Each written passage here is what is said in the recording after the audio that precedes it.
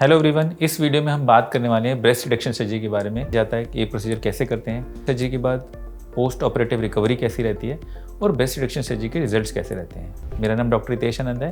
मैं एक प्लास्टिक और कॉस्मेटिक सर्जन हूँ और centre for aesthetics Gurugram India के अंदर प्रैक्टिस करता हूँ।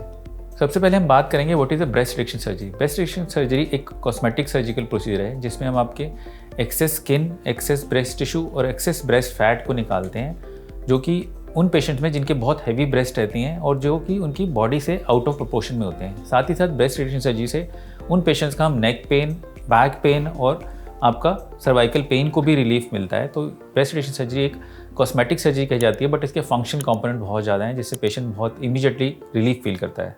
अब मैं बताने वाला हूँ why is breast reduction surgery done और who are the good candidates for breast reduction surgery.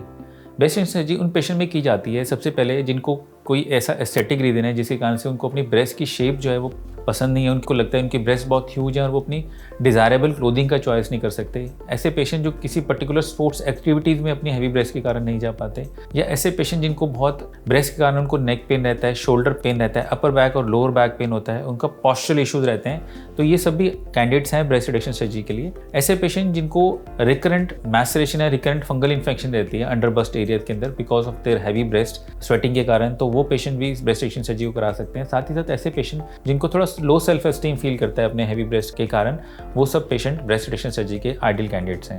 अब मैं बताने वाला हूँ कि what happens during breast reduction surgery. जब भी हम ब्रेस्ट रिडक्शन सर्जरी करते हैं तो हम आपकी निपल और एरियोला वाले रीजन में और ब्रेस्ट टिश्यू वाले रीजन में एक इंसिजन देते हैं। जो भी आपका excess breast tissue, excess fat और एक्सेस स्किन होती है, हम उसको एक्सरसाइज करते हैं, उसको निकालते हैं और बाकी बचा हुआ निपल एरियोला को हम एक रोटेट करके एक बेटर पोजीशन के अंदर पोजीशन करते हैं। क्योंकि ये निपल एरियोला जो कॉम्प्लेक्स है वो भी आपकी ब्रेस्ट टिश्यू में अटैच ही हमेशा रहता है, तो आपको कोई भी सेंसेशन का लॉस नहीं होता और आप उसके बाद भी आप अपने नॉर्मल सेंसेशन आपके प्रिजर्व रहते हैं। साथ ही साथ जब भी हम इस ब्रेस्ट रिडक्शन सर्जरी को करते हैं, आपका निपल और एरियोला पोजीशन को हम एक बेटर और एक हायर पोजीशन के ऊपर प्लेस करते हैं, तो ब्रेस्ट रिडक्शन सर्जरी के साथ साथ आपको ब्रेस्ट लिफ्टिंग भी मिलती है। ब्रेस्ट रिडक्शन सर्जरी के अंदर क्योंकि जैसे जैसे ब्रेस्ट लार्ज होती हैं आपके निपल और एरियोला का साइज़ भी बढ़ता है, तो हम ब्रेस्ट रिडक्शन सर्जरी में आपके निपल और एरियोला के साइज़ को भी रिड्यूस करते हैं और उसको एक बेटर और एस्थेटिक पोजीशन में लेके आते हैं। नेक्स्ट मैं बताने वाला हूँ what can you expect after the breast reduction surgery, या आपका ब्रेस्ट रिडक्शन सर्जरी के बाद रिकवरी या पोस्ट ऑपरेटिव रिकवरी कैसे रहती है। जब भी हम ब्रेस्ट रिडक्शन सर्जरी करते हैं, इमीडिएटली आफ्टर द सर्जरी आपको हम कुछ ब्रेस्ट पे कुछ ड्रेसिंग लगाते हैं और आपको नेक्स्ट डे ऑनवर्ड्स हम एक स्पोर्ट्स ब्रा दी जाती है जो कि during the process of healing उस ब्रेस्ट को वो सपोर्ट करती है। जब भी हम ब्रेस्ट रिडक्शन सर्जरी करते हैं आपको इनिशियली कुछ स्वेलिंग और कुछ टेंडरनेस आपको ब्रेस्ट में फील हो सकती है, जो कि कुछ समय के बाद सेटल हो जाती है। साथ ही साथ आपको कुछ ब्रूजिंग भी उस एरिया के अंदर हो सकती है जो लगभग 1 to 2 वीक्स के अंदर कंप्लीटली सेटल हो जाती हैं। आपकी सेंसेशन जो है वो कुछ समय के लिए आपको नमनेस फील होती है, बट सेंसेशन भी कंप्लीटली एंड 100% पूरा रिकवर हो जाती है with in next few weeks. हम जब भी ब्रेस्ट रिडक्शन सर्जरी करते हैं, हम नॉर्मली एक्सेस फ्लूइड या एक्सेस ब्लड को बाहर आने के लिए हम कुछ उसमें ड्रेन पाइप भी लगाते हैं जो नॉर्मली सेकेंड डे निकाल दिया जाता है। साथ ही साथ हम पेशेंट को एक स्पोर्ट्स ब्रा देते हैं जो पेशेंट को लगभग 4 to 6 वीक्स तक पहनना होता है। पेशेंट को हम 5 डेज़ के लिए एंटीबायोटिक कोर्स भी देते हैं ताकि उसे किसी भी तरह का इन्फेक्शन ना हो।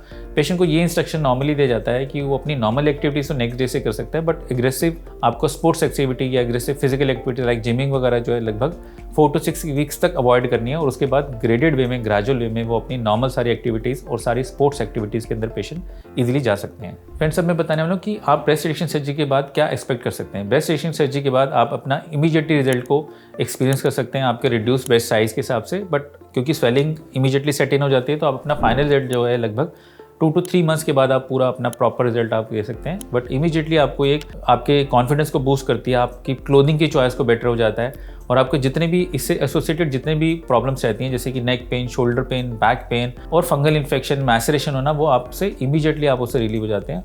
और सबसे अच्छी बात यह है, सबसे इंपॉर्टेंट बात यह है कि ब्रेस्ट रिडक्शन सर्जरी एक परमानेंट प्रोसीजर है जिससे आप अपने ब्रेस्ट साइज को रिड्यूस कर लेते हैं और ब्रेस्ट के हैवी साइज के कारण जितने भी आपको प्रॉब्लम्स आ रही हैं उन सबसे आप रिलीव हो जाते हैं। तो ये था इस वीडियो के बारे में जिसमें मैंने बताया कि ब्रेस्ट रिडक्शन सर्जरी क्या होती है, ब्रेस्ट रिडक्शन सर्जरी को कैसे किया जाता है, इसके रिजल्ट्स कैसे रहते हैं, आप इसके क्या एक्सपेक्ट कर सकते हैं और इसके बाद पोस्ट ऑपरेटिव इंस्ट्रक्शन कैसी रहती हैं।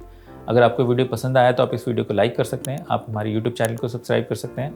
हमारे यूट्यूब चैनल पे ब्रेस्ट रिडक्शन सर्जरी और उससे रिलेटेड काफ़ी सारी वीडियोज़ दी गई हैं, आप उन्हें देख सकते हैं। उसके बाद भी अगर आपको कोई डाउट रहता है तो आप नीचे दिए गए कमेंट सेक्शन में अपना कमेंट कर सकते हैं। अगर आप ब्रेस्ट रिडक्शन सर्जरी के बारे में सोच रहे हैं और इस प्रोसीजर को करवाने में इंटरेस्टेड हैं तो आप नीचे दिए गए नंबर पर हमें कनेक्ट कर सकते हैं, हम आपके लिए एक अपॉइंटमेंट बुक कर सकते हैं। Thank you.